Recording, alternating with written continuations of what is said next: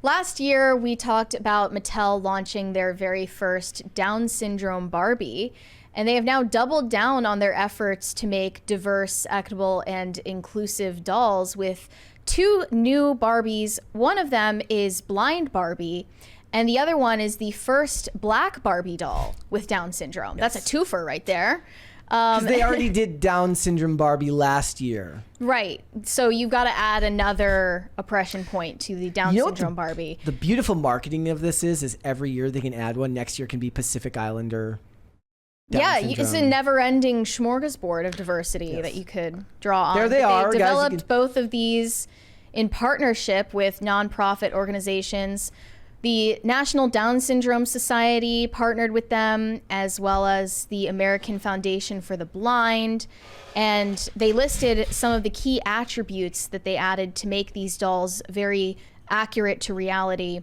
So on the Blind Barbie, they added a white and red cane with stylish and functional sunglasses. What if it breaks down like the actual canes that they use? That'd be... Yeah, they need to make it realistic, pay attention to detail. They noted that some blind or low vision individuals are sensitive to light, so the lens provides additional eye protection. They also added elbow articulation to the Blind Barbie doll so that she can comfortably use her cane. And they added textured fabrics to her clothing for blind girls who, they want to play with the clothes. They can feel the difference between the different outfits. They also put the word Barbie in Braille on the packaging for the Blind Barbie, and they designed her with an eye gaze facing slightly up and out to accurately reflect the sometimes distinct eye gaze of a blind individual. Okay. The president of the American Foundation for the Blind said it was an honor to collaborate with Barbie by increasing representation and promoting awareness about the experiences of blind individuals. Our shared goal is to inspire boundless opportunities for everyone, ultimately leading to a world of greater accessibility and inclusion. That's the most marketingist of marketing that's ever marketed before. So I don't like that explanation, but I actually think this is great. I think that I'm not a clinical psychologist or anything, but the way that young girls play with things is a lot different than young boys. They like to be the subject, right? They actually do like to be represented. Whereas men, we can pick up a little knight that doesn't look like them, and they're like, that's totally me. This has been something that they've talked about a lot, about how boys imagine themselves not being Batman, but just as Batman. Right. Not themselves being Batman. Does that make sense? Right. And yes. We got a 20 different. real quick from Luscious Lucian. He said, the only actress that would make Deadpool and Wolverine better is Sydney Sweeney wearing a sexy Deadpool outfit. Just saying, then the movie would have been 10 out of 10. Well, you were saying you were hoping it was Blake Lively. Yeah, I wanted. Costume. Well, it was Blake Lively, but they don't actually take the mask off. Oh, okay. So it would have been great if they would have taken the mask off because she's married to Ryan Reynolds. Right. They made Gossip Girl references. But anyways, boys just imagine playing Batman, like playing with Batman, and girls imagine themselves as the doll itself. Right.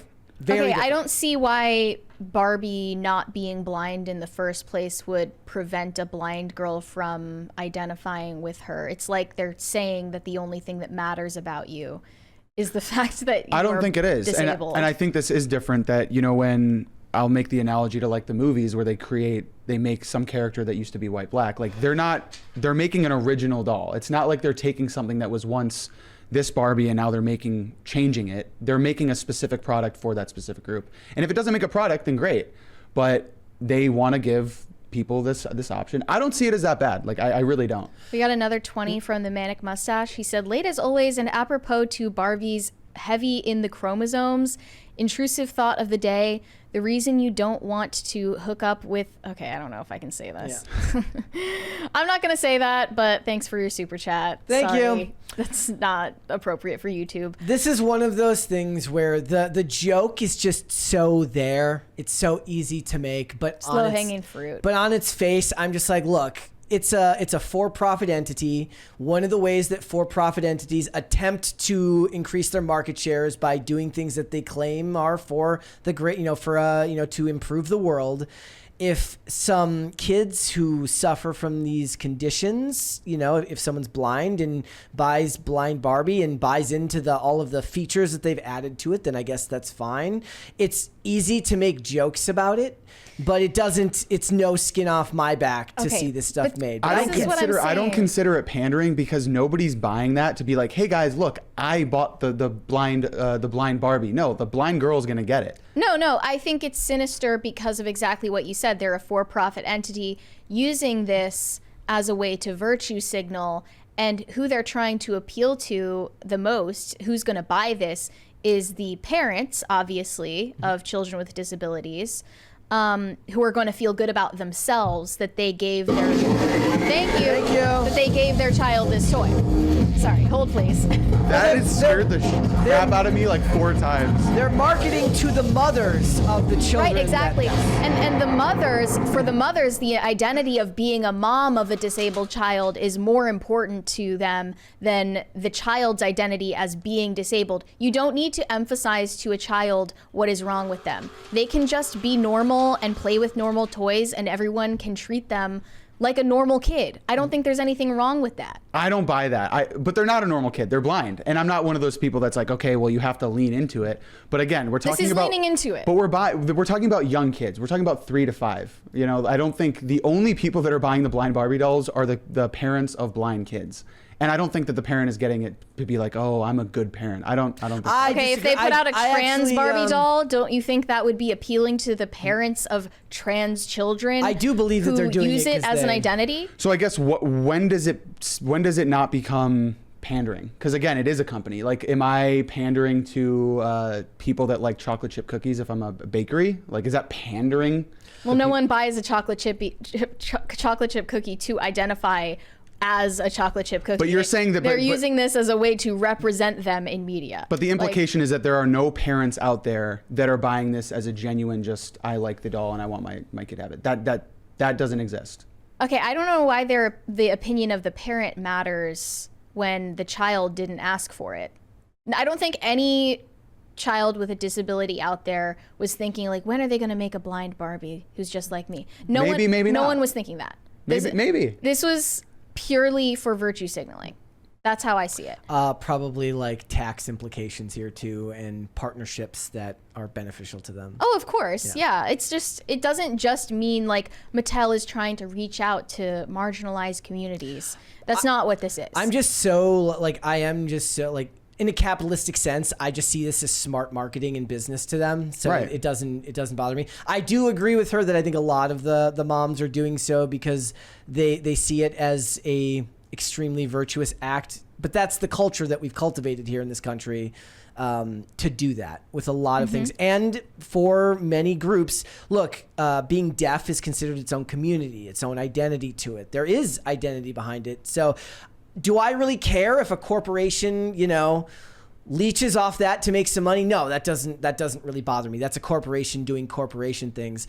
It's easy to make the joke, but whatever. Like the better question would be if you gave the girl both Barbies, would they know the difference or even care? That's the thing I'm saying. They don't know the difference and they don't care. It's all adults projecting onto the children that they have this need to be represented. And it's the same phenomenon that we saw when the race-swapped Little Mermaid came out, and all of these parents were filming TikToks of their children reacting to the trailer or like reacting to all of these pictures of the new Little Mermaid. And they're like, finally, my little black girl can identify with Ariel. When she never had a problem with identifying with this princess who didn't look like her. That was never a thing. I acknowledge Little that girls who don't have red hair never had a problem identifying with Ariel. That was never a thing. It's all adults projecting onto children that they have all of these needs. They have given Barbies different careers and identities as a matter of the business model. So it makes more sense here than it does in the movies because they've done this with all sorts of things. Like you said, over the years, there have been dolls and toys that have different careers or different, just by virtue of being able to give them different outfits and stuff, right? We talked about that last year. So it probably makes more sense in this business model than anything else. Well, Barbie was always now the real pandering would be like going and making disabled GI Joes for boys. Like, okay, if the principle applies across the board, then you should, right? Yeah. Right? Like that would make sense. No, in the business model, it's whatever whatever little you think will boys sell. who are wheelchair bound who don't identify with G.I. Joe because I'm not talking about principles. I'm talking about business acumen here. Right. So that wouldn't make any money. No one would buy that. It wouldn't matter. And I agree with, like, there definitely are those parents. All I'm saying is there is definitely a lot of, I think, of parents that buy those without thinking about any of the agenda, without the agenda at all. That does exist. Yeah, I agree. It's not all of the parents, but I just can't look at a huge corporation doing something like this and think they did it out of the kindness of their hearts. No. It's obviously not. It's not that. And I don't even think it's doing any good for any of the disabled children out there who want to play with these dolls. Like, that's... I'm cynical about a lot. I just am not about this for some reason. I think that there is good intentions behind this. I also wanted to mention with the Down syndrome Barbie, they put her in this outfit. You can see there is a symbol with 3 arrows in some of the hearts on her dress that are supposed to represent the 3rd chromosome that exists in individuals with Down syndrome. The AP video?